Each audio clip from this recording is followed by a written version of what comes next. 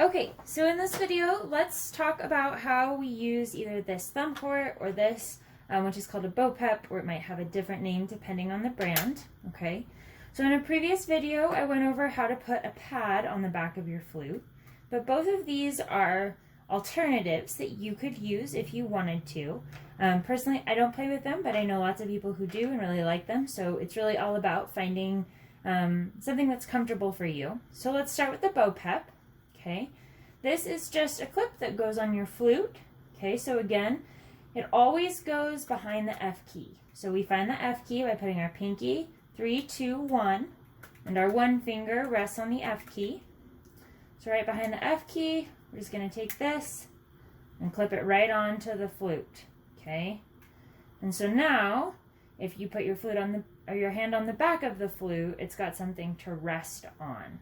Okay. Some people like to play with their thumb underneath the flute, but I really don't recommend doing this because it's going to hurt your thumb over time. Instead, you want to play with your thumb on the back of the flute.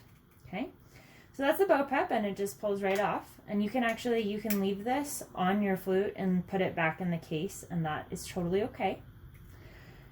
This is called a thumb port. Okay, and it clips on to the back of the flute, again, underneath the F key. So you can see here's the F key. It goes right underneath that. And it needs to rotate up, okay, so that there's just a little bit of space between the top of that ledge and this bar. And now, same thing when we go to do our 3 points of balance, you just have like a little shelf that your thumb rests underneath your right thumb for 3 points of balance, okay? So these are also both options. You don't need to have any of this. Lots of people play with just their thumb right on the back of the flute with no pad or no extra tools, and that is absolutely fine.